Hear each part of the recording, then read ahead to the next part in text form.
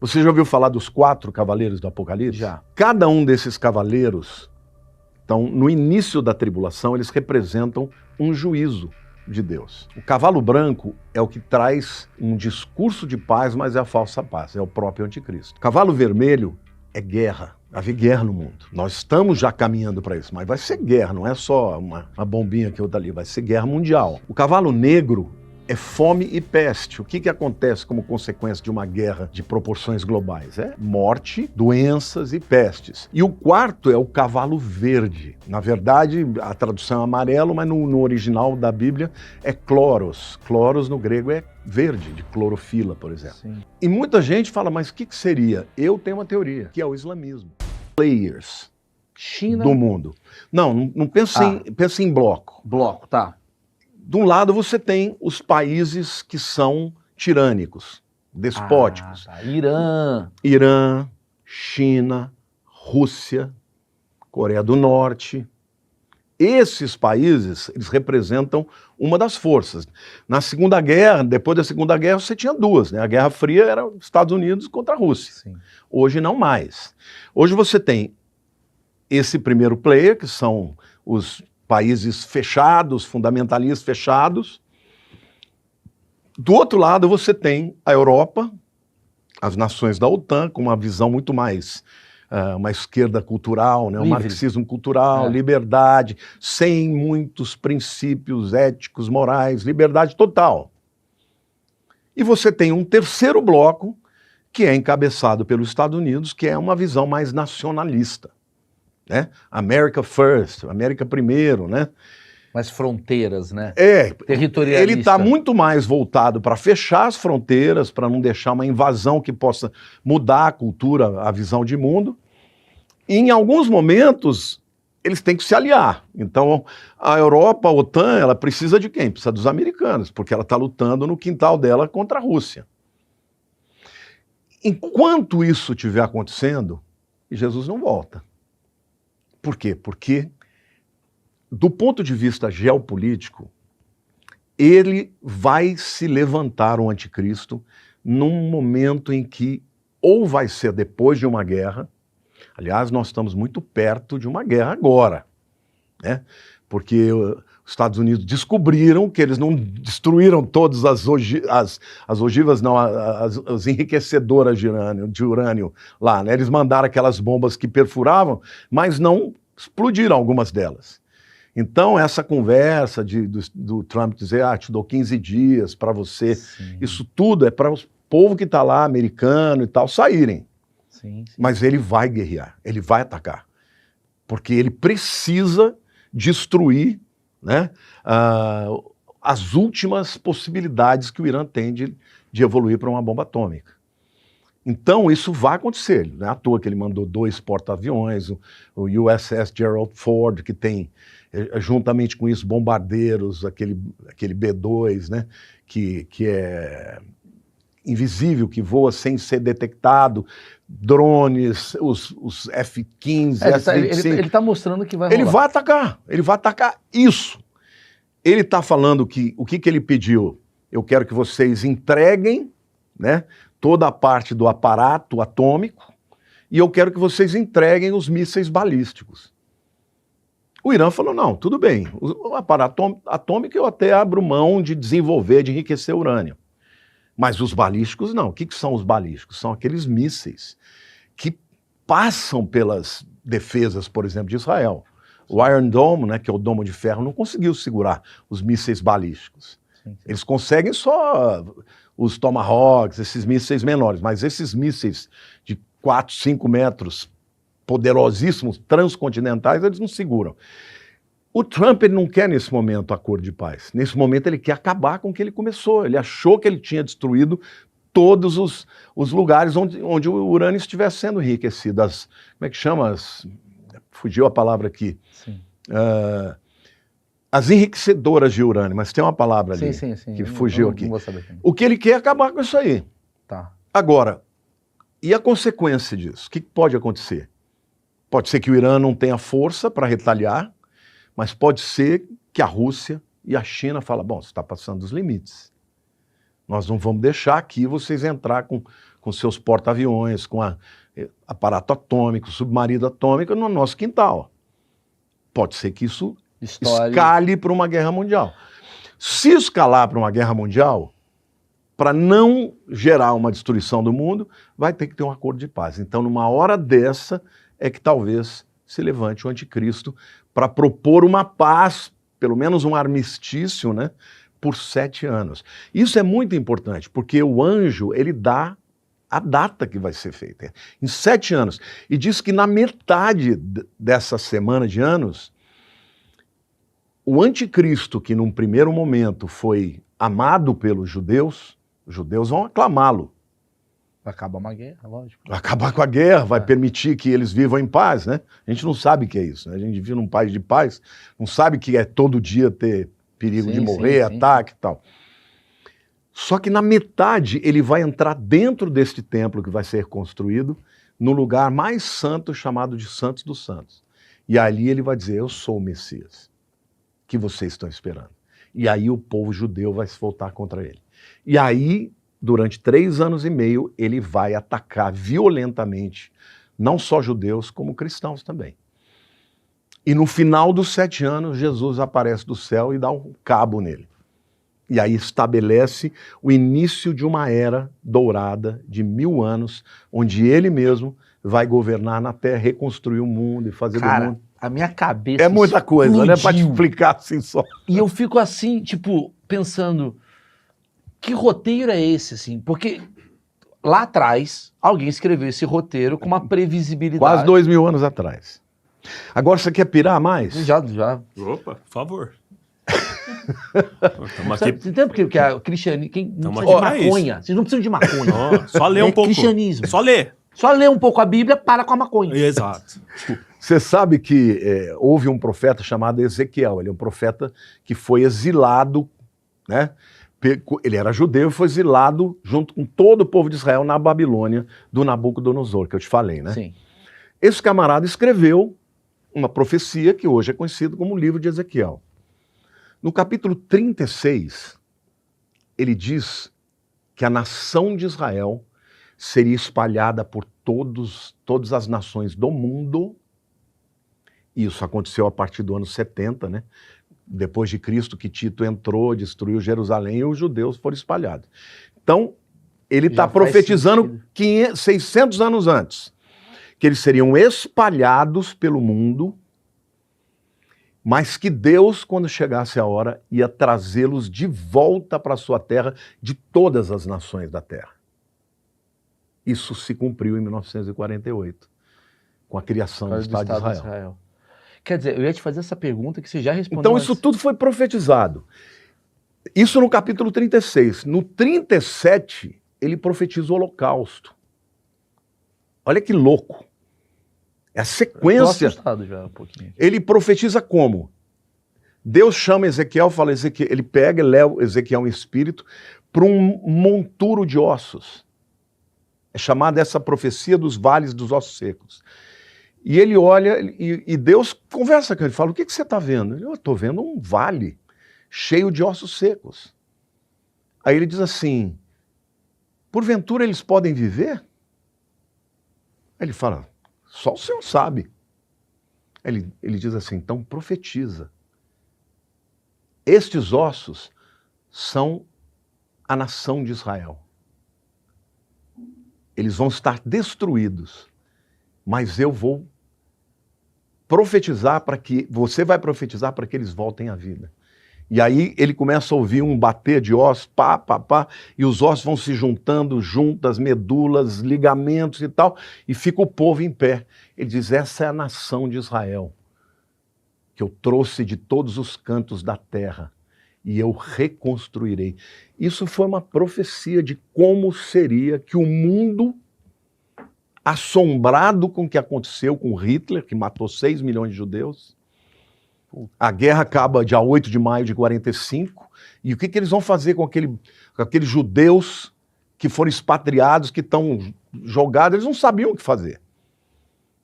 Tentaram criar uma terra para eles na África, e eles não aceitaram, e eles começaram a voltar para Israel. Mas o que foi que fez com que o mundo permitisse a criação do Estado de Israel moderno. Foi o assombro do Vale dos Ossos Secos. Quando você vê os filmes, a lista de Schindler e outros filmes, você vê os vales cheios de monturo de ossos de judeus mortos.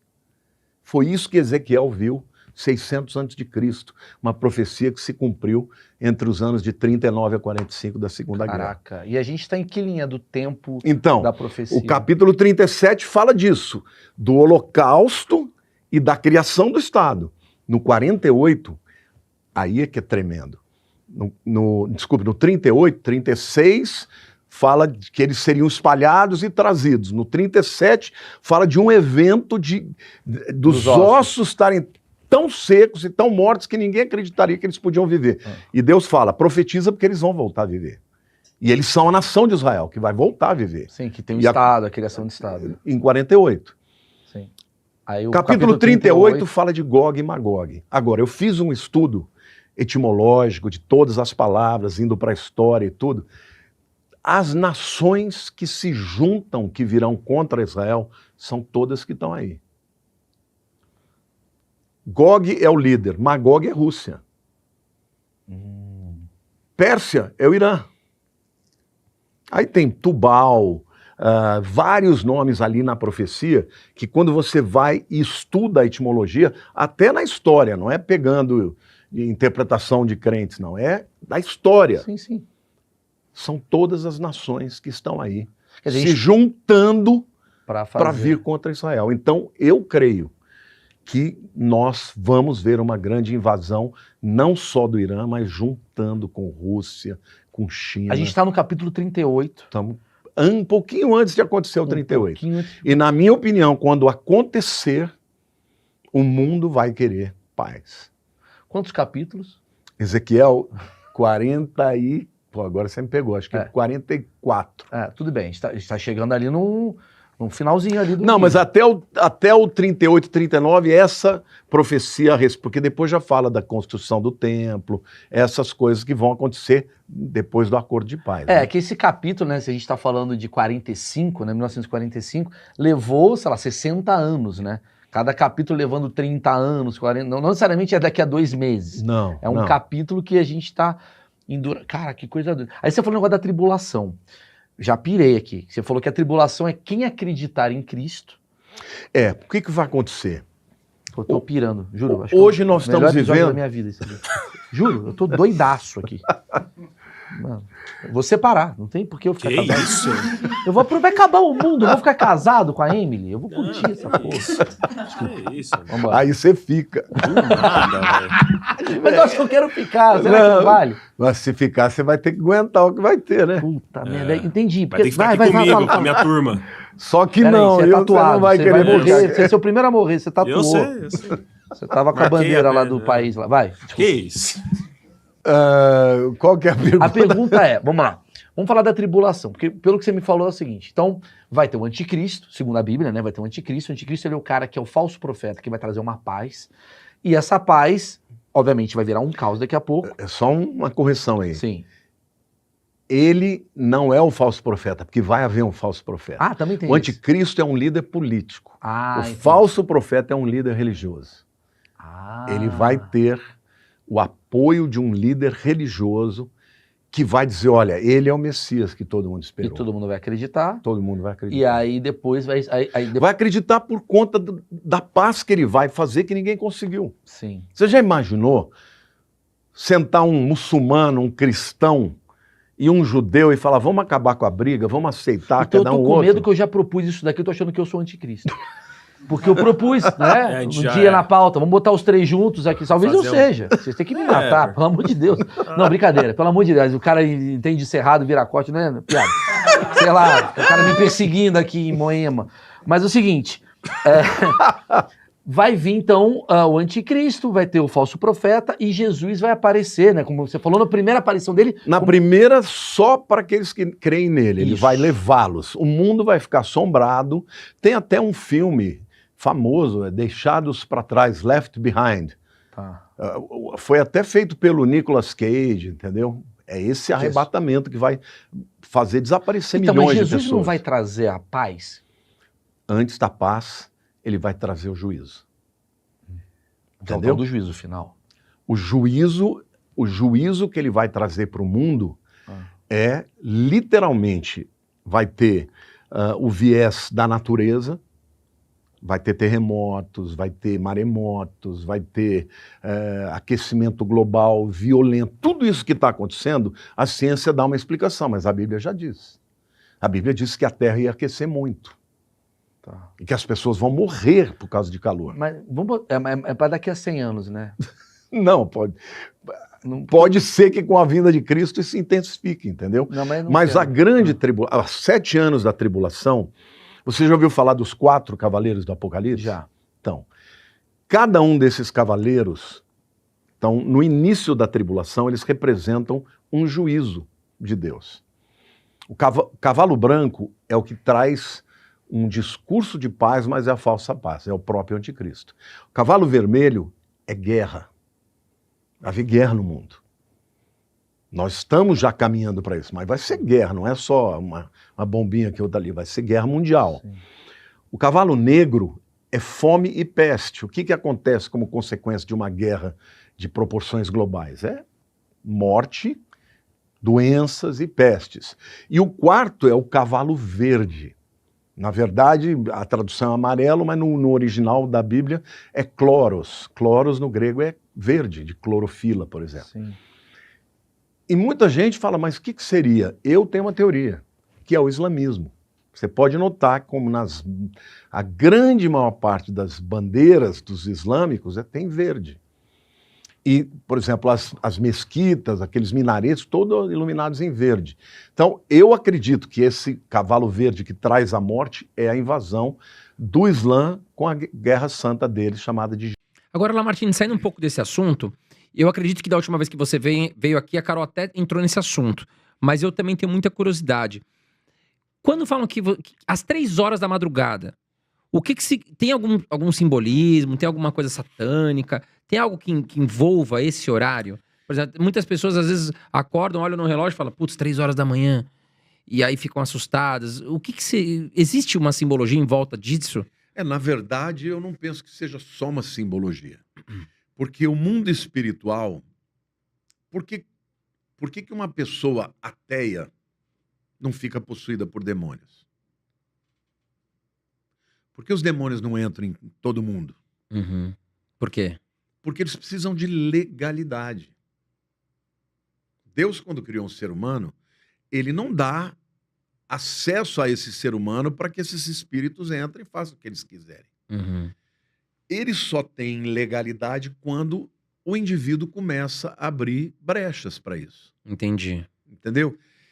O que acontece em todas as religiões, eu diria as religiões que são contrárias a Deus, é no período da madrugada que eles fazem as oferendas, oferecem animais, sacrifícios de crianças. Isso acontece de madrugada. Entendi. Então, nessa hora, há uma liberação de poder para que os demônios atuem.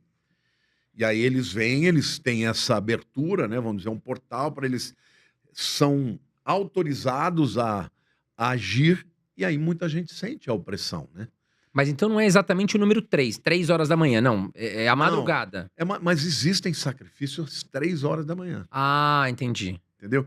Existem sacrifícios da meia-noite, mas 3 horas é um horário que é muito comum pessoas irem para as encruzilhadas, fazerem esses sacrifícios. Agora, não é necessariamente 3 horas, é o que você falou. Ali eles estão tendo uma atividade muito grande, mas pode ser 4, pode ser 5, pode ser 2h30, entendeu? 3 horas da manhã foi algo que virou um símbolo, né? Mas virou um símbolo por conta disso. Que até na Bíblia fala sobre, por exemplo, o terror noturno. Entendi. Seta aqui, né? Os espíritos que voam durante a noite para aterrorizar, trazer medo, pesadelo. Então, as pessoas convencionaram 3 horas.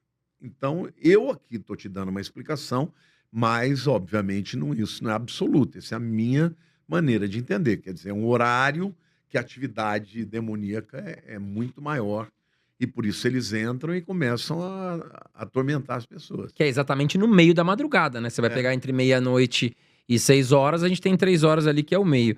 Agora, Lamartine, qual a maior diferença que você enxerga hoje entre a igreja evangélica, que cresceu muito nos últimos anos, e a igreja católica? Eu, por exemplo, cresci numa família católica, tá? A minha irmã, por exemplo, é super praticante. Todo domingo ela tá na igreja católica, ela anda a pé, anda 2 quilômetros, porque ela não dirige, então ela vai, ela é muito praticante. Eu, por exemplo, não sou uma pessoa praticante. Eu converso com Jesus, com Deus, mas não sou praticante. Mas a gente vê que hoje a igreja evangélica, ela tá muito atuante, assim, né? Os jovens, algo mais moderno. Mas eu queria entender de você, qual que é a maior diferença que você enxerga hoje para a igreja católica e para a igreja evangélica? Eu vou aqui te responder de duas maneiras diferentes. Primeiro, eu vou falar do ponto de vista sociológico e depois vou falar do ponto de vista teológico. Do ponto de vista sociológico, eu percebo que a Igreja Católica começou a caminhar muito mais para a Igreja Evangélica. Tá. Por exemplo, os dons espirituais que os pentecostais creem. Hoje você tem segmentos enormes da Igreja Católica, são chamados de carismáticos, porque eles acreditam nos carismata, que são os dons. Então, você vê um grupo carismático orando, você pensa, eles são crentes, você não sabe se eles são católicos ou crentes. Uhum. Entendeu? Além disso, tem o elemento político. Porque como durante muitos anos a Igreja Católica olhava para a evangélica como inimiga. E vice-versa. Mas, de repente, eles perceberam o seguinte: a Igreja Católica defende a família, a evangélica também. A Igreja Católica é conservadora, a evangélica também. Aí eles olham para um enxame de gente tentando destruir os costumes, destruir a família cristã, né? Os princípios judaicos cristãos. Então, hoje, muitas vezes você vê, na prática, eles se unindo. Tudo bem, cada um mantém o seu quadrado, os católicos vão na católica, os evangélicos, mas já não se veem mais como inimigos. Sim. Então, isso mudou. Agora, teologicamente falando, a principal diferença é que a Igreja Evangélica considera a Bíblia a autoridade máxima da nossa fé. A Bíblia é o que vai nortear o que eu creio e o que eu não creio. Entendi. A Igreja Católica, ela crê na Bíblia, mas ela crê na tradição. E muitos dos elementos da fé e do código de fé católicos não estão na Bíblia. Foram inseridos ao longo da história, e eles acreditam, mas não está na Bíblia. Eu vou te dar um exemplo. A Bíblia não fala de purgatório.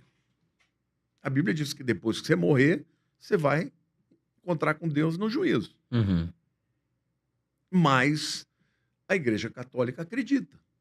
A Bíblia diz que você morreu sem Cristo, você está condenado. A Igreja Católica diz que não. Se você vai para o purgatório, você tem chance de se corrigir e voltar a ir para o céu, e não ir para o inferno. Ali seria um lugar de, vamos dizer assim, de uma última oportunidade. Sim, sim, sim. A Bíblia fala que a salvação é pela fé, não pelas obras. Efésios 2, 8 e 9 diz: pela graça sois salvos mediante a fé. Isso não vem de vós, é dom de Deus, não de obras, para que ninguém se glorie. A Bíblia fala que eu preciso fazer obras, mas não para ser salvo, mas porque eu sou salvo. Então, primeiro eu sou salvo pela fé, e depois Jesus entrou na minha vida, mudou a minha vida, então eu vou me tornar uma pessoa melhor. Uhum. A Igreja Católica é o contrário. Você tem que merecer a salvação. É pelas obras. Isso, teologicamente falando, é diametralmente oposto. Outra coisa, a Bíblia diz que só há um mediador entre Deus e os homens, Jesus Cristo. E Jesus diz que nós não deveríamos orar para ninguém. Ele diz que nós temos que orar a Deus em nome de Jesus, porque Ele é o meu mediador. Aí, os católicos, também por causa da tradição, oram para os santos. Ou então oram para Maria. Não, pede para a mãe que o filho atende, entendeu? Entendi. É o intermediário. Mas a Bíblia diz que não tem outros intermediários, só tem um, que é Jesus. Agora, isso não quer dizer que nós não consideremos a mãe de Jesus como uma mulher que foi extraordinária. Claro que foi. Só que ela não é corredentora e nem intercede por nós. Só um intercessor. Isso na visão evangélica. Sim. Então, por conta disso, nós, por exemplo, não temos ídolos, não temos a imagem. Por isso que o evangélico não tem. O católico ele tem muito a questão de colocar uma cruz com Não, Jesus. a cruz não tem problema. O Jesus na cruz tem problema. Sim, sim. Porque Êxodo 20, que é o capítulo dos 10 mandamentos, Deus fala que não é para fazer imagem de escultura. De santos e Nem tudo mais. nada semelhante que tenha no céu, na terra ou embaixo da terra. Né? Uhum. Não é que não é para adorar, não é nem para fazer. Mas como os católicos não têm a Bíblia como a última autoridade, eles vão justificar, não, mas a gente não adora, a gente venera, Uhum. mas não é para fazer. Está lá, 10 mandamentos. Então, assim, teologicamente tem muitas diferenças. Sim. Mas eu fiquei felicíssimo, por exemplo, saber que o Papa declarou que não tem outro Salvador além de Jesus. Sim. Entendeu? Isso é uma coisa inédita, porque os papas todos falavam que Maria era corredentora do mundo. Quer dizer, Jesus morreu na cruz, mas Maria também é junto, tá junto com ele redimindo o mundo. E não. Maria, embora fosse uma mulher extraordinária, a única pessoa que viveu nesse planeta sem nenhum pecado foi Jesus. Porque ele não nasceu de homem e de mulher. O pai dele foi o Espírito Santo. Então ele não trouxe a natureza pecaminosa para ele, entendeu?